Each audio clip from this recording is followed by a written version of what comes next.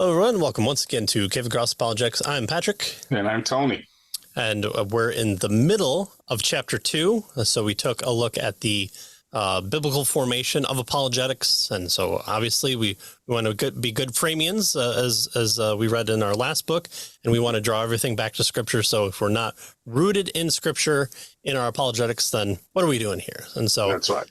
So the authors of our book, Faith Has Its Reasons, Kenneth Boa and Robert Bowman Jr.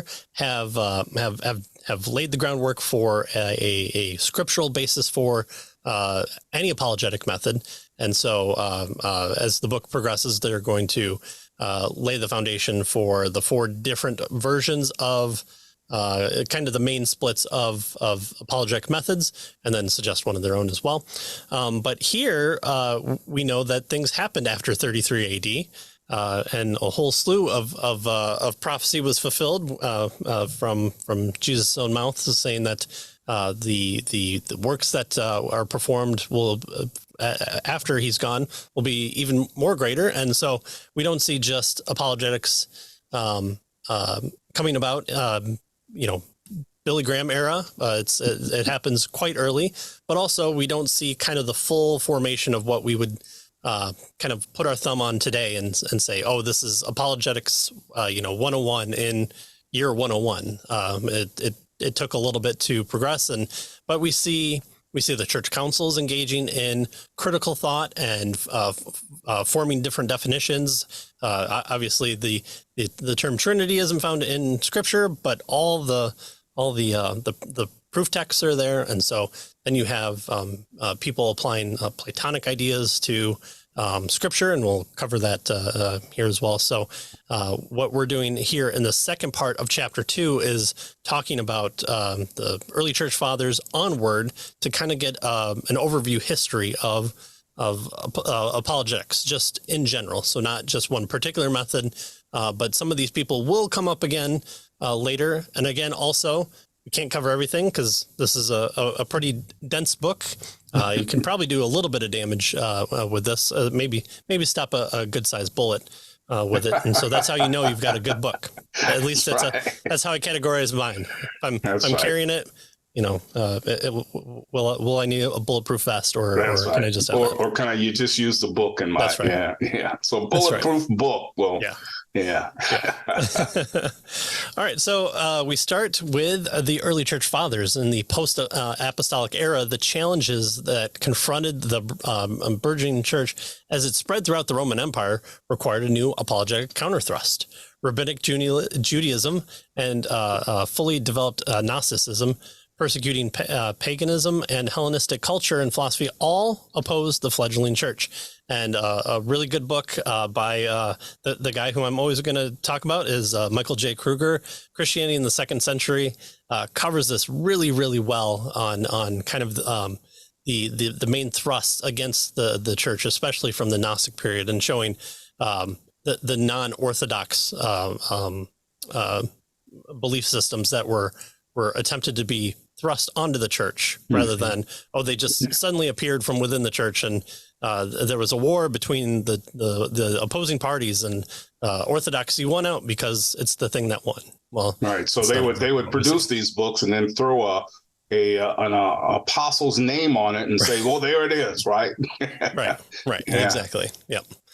But the religious apologists defended Christianity against these attacks and sought to gain converts to the faith by arguing for the superiority of the Christian position. There were political apologists who argued that the church should be tolerated by the state. And we see that going forward, and Constantine's name being brought up, and almost too often Constantine's name is brought up, and the ahistorical value in some of that, or some of the councils around that era seem to people don't read the sources, but just want them to be more powerful or less powerful than what they really are. So even from this first position of really the second century church, you're being under attack both physically.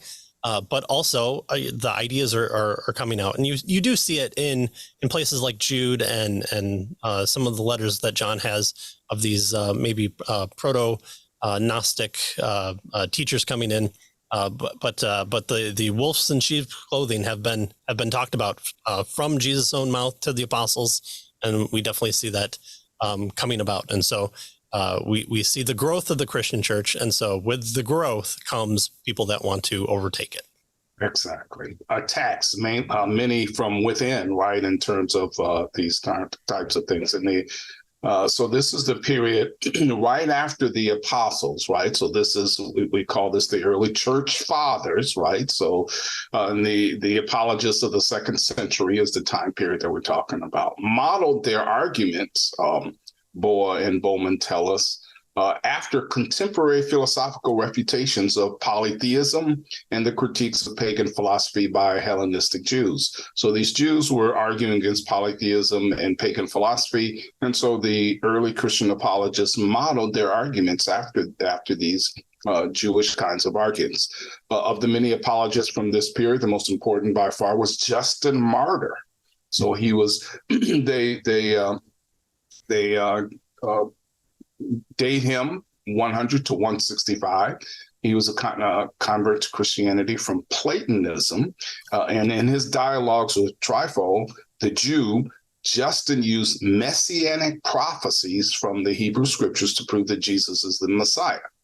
In his 2 apologies, he appealed for the civil toleration of Christianity and argued that it was, in fact, the true philosophy, right? So he was going against the idea that this was some type of, wrong or cultic type of thing. To show that Christianity should be tolerated, he refuted common errors and rumors, for example, that Christians were atheists, right? Because they denied the deity of the Caesar or whatever. So they weren't atheists, and they denied other gods, by the way. And he also, refuted the idea that Christians ate flesh and drank blood, right? Because they did symbolically, but the idea right. here was that they were cannibals, right? Right. And he presented Christianity as a morally superior religion. So notice here there was lots of confusion with regard to what Christianity was all about, and so much of his apologetic was clearing up this particular confusion. Right? No, Christians are not atheists. No, Christians don't eat flesh and blood. Right? These were confusions, and that he fought against in his apologetic method. Yeah. And Just Martyr, an unfortunate last name. Yeah. He really should have thought that one through. Gone through the legal channels to get that changed. Yeah, and so we see this as even in secular history. The charge that there's these weird Christians that are incestuous in some nature because they call each other brother and sister, and they're engaging in cannibalism. But also you have these philosophers coming in and saying, yeah, but look at their lives and look at the good that they're doing. And when they go to prison, they have people that aren't in their family, and they come and bring them provisions. And in one of my messages that I've posted on here before to the high school group or the college group, high school group, I gave a big quote on some of these testimonies of the early Christians, and showing that their lives were characteristic of people who were separate from the world that they were used to be a part of, but now they're a part of this one family. And here, even your outward actions are seen as an apologetic, and so it's not just a thing that you say, or we can be even better atheists than the atheist. We joined the ranks of Socrates, who was also considered an atheist because he had just one personal god associated with him, and that he denied. And so from even the lives of the early church, we see how they lived was an outward reflection of their apologetic. So by far the most important Greek apologist of the 3rd century was Origen. whose a lengthy contra Calcium, which is against Celsius, was the reply to Celsius' philosophical, ethical, and historical criticism of Christianity. This he lived kind of 185 to 254. He's kind of known for taking and running with Old Testament interpretation, but he still is an early church father who stood before Caesar and declared Christ as Lord over and above all. And so in this against Celsus, for example, Origen argued that Jesus did not do his miracles by sorcery, offered an impressive historical defense of Jesus' resurrection against the early hallucination theory. Oh, we're all just taken aback, and we're all just hallucinating the same thing that the man the Romans killed is eating fish with us and then traveling along and then rising up into heaven. So he's objecting to that interpretation, and it showed that the miracle stories of paganism are far less credible than those of the Gospels. And he did that all without Bayes' theorem. Who would have thought?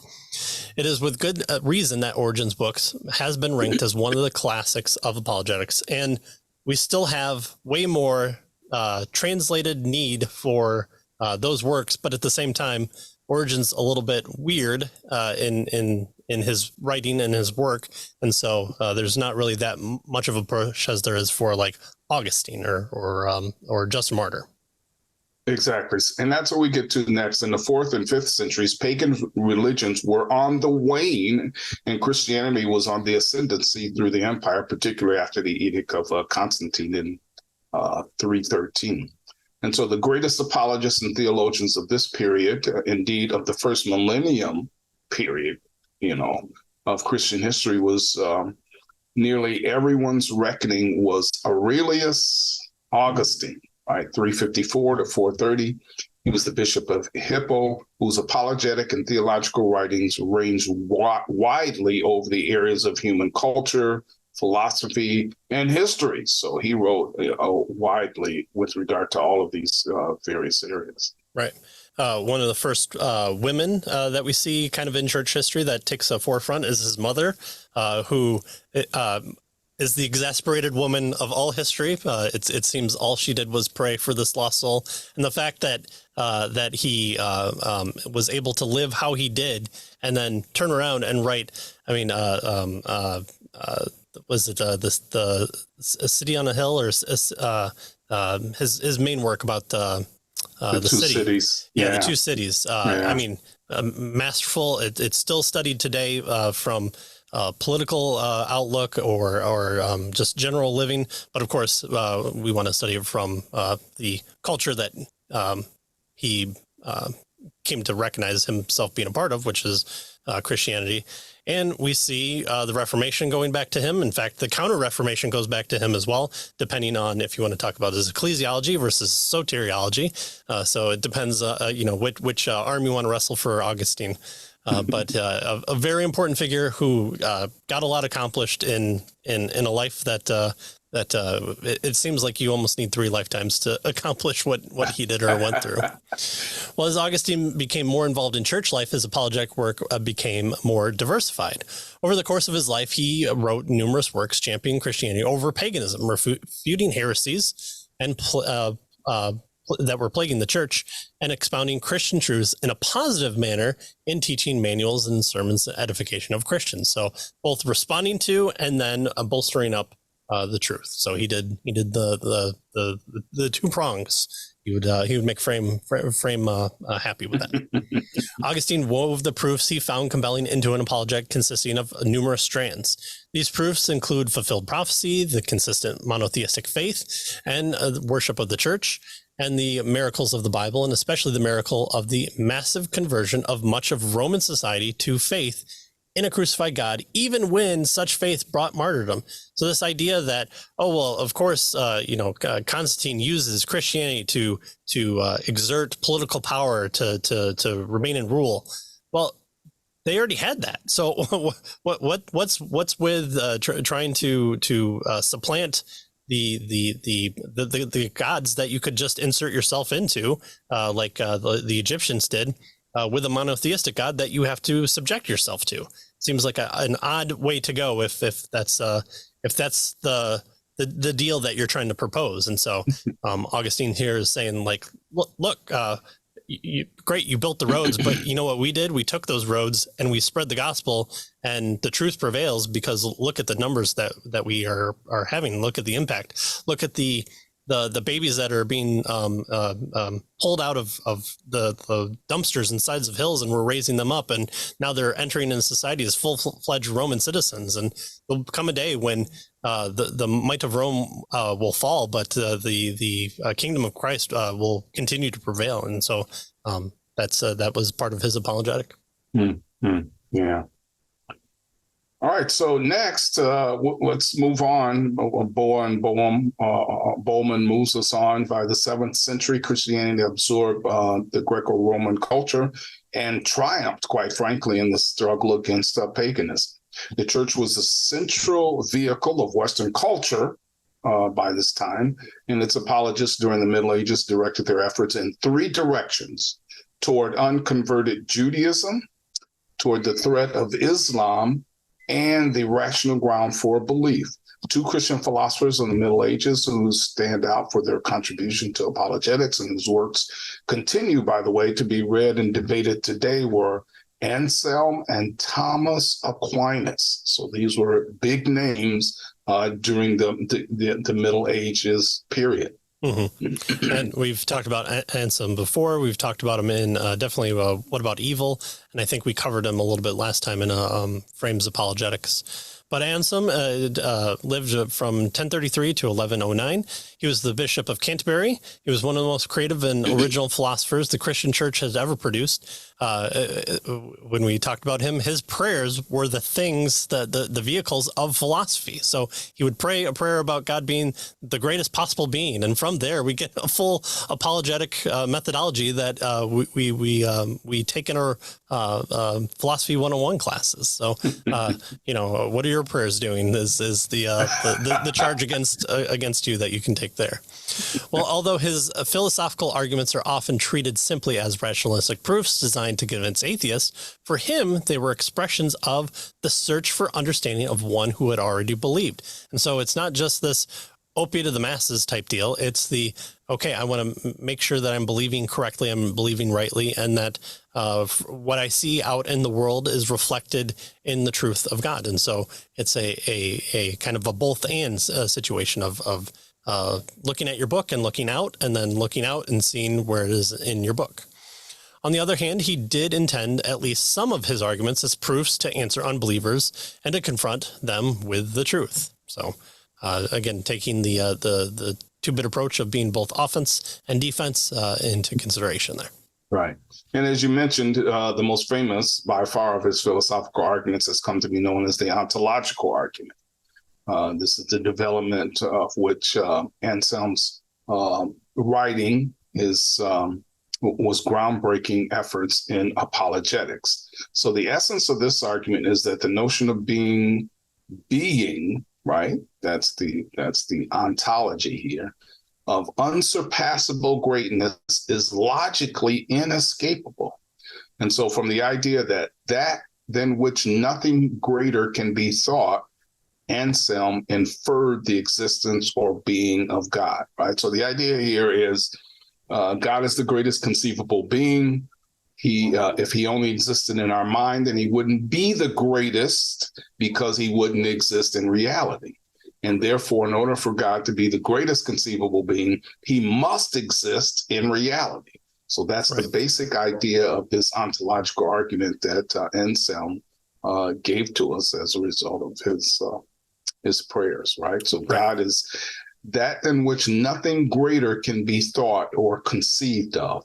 And based on that, he basically argues for the existence of God. Right. Reading people like B.B. Warfield that we'll get to in chapter 4, his theology is littered with scriptural support and application. And just the opposite is that his theological presentations are littered with references and cross references to areas of other higher learning. So Anselm reminds me of Warfield in that type of duology aspect that he wanted to bring balance to both sides there. Well, he had other major contributions to apologetics and is found in his Why God Became Man, or Why the God-Man. And he argued that God became a man because only God in his infinite being could provide an infinite satisfaction or atonement for man's sin. That's one thing that we use to argue about why does Christ have to be fully God and fully man in our understanding of the person and deity of Christ. And so Anselm is one that helped to develop a better understanding of what that is.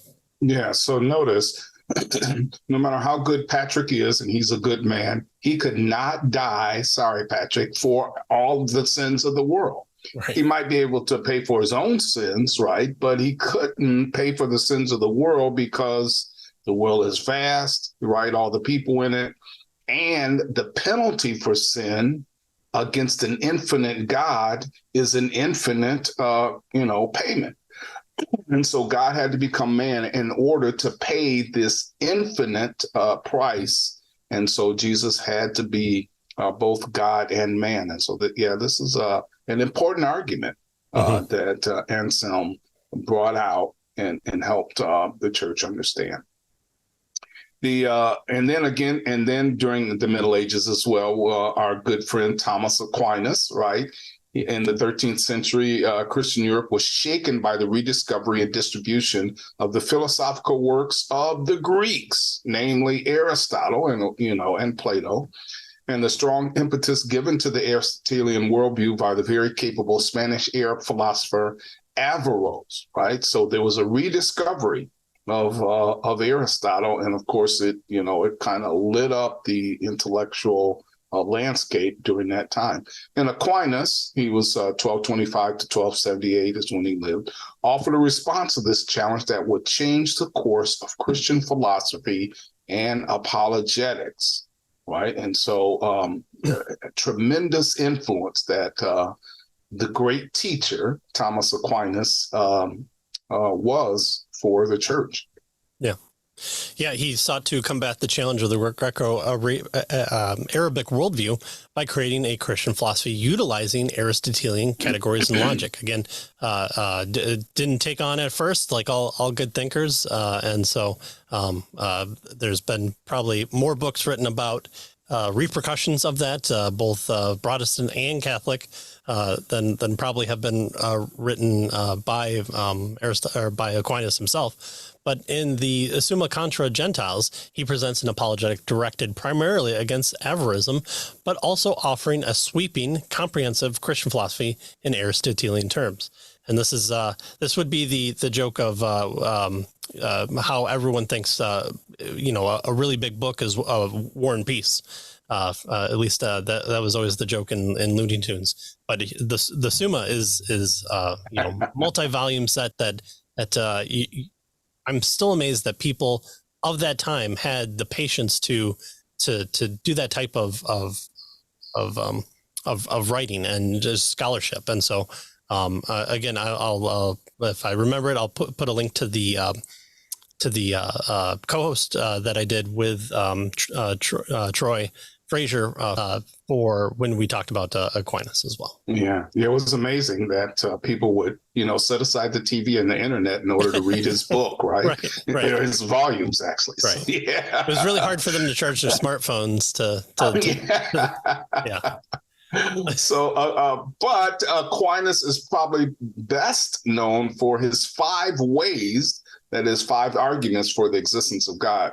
So these theistic arguments have been the subject of obviously enormous debate for over 2 centuries. Now it's interesting, in his works here, this piece of 5 ways here was really just a very small part, just a few pages, right? And so he didn't put a great emphasis on the 5 ways. But according to Aristotle, God or exist is vaguely recognized by all, that is God, however, is not universally recognized. So he's vaguely recognized, he's not universally recognized, but people have some idea. And so God's existence then may be inferred from the nature of the world as, and these are the 5 ways. Changing, right? So he argues to God from the idea of change, right? Everything is changing. There must be something that doesn't change that kind of gets the change going. And so that's God. Causative or causation, right? Every event has to have a cause. And so there needs to be a prime mover. Notice how he's getting some of these ideas from Aristotle, right? And so God, he gets the God from this idea of causation. Contingency. So we live in a contingent universe where, all the things that we observed are dependent on something else. So there must be something that's non-contingent, that's necessary in order for these various contingent things to come from, right? And that necessary being is God. Graduated and ordered. Ordered is kind of like the design argument kind of thing. So these 5 ways then, again, mentioned very briefly in his works, have become extremely important and the subject of enormous debate since he put this together. Right. Well, these proofs, according to Aquinas himself, show that a God exists, but do not prove God per se.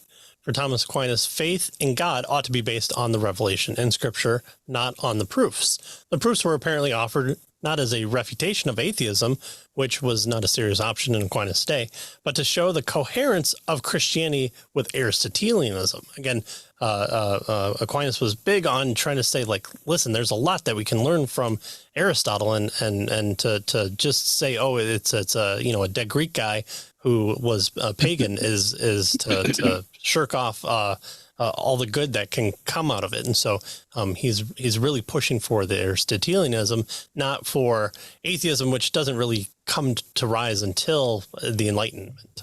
Yeah. So notice what he does here is he kind of, merges reason and revelation, right? What's the source of knowledge? Well, revelation, God, reveals himself.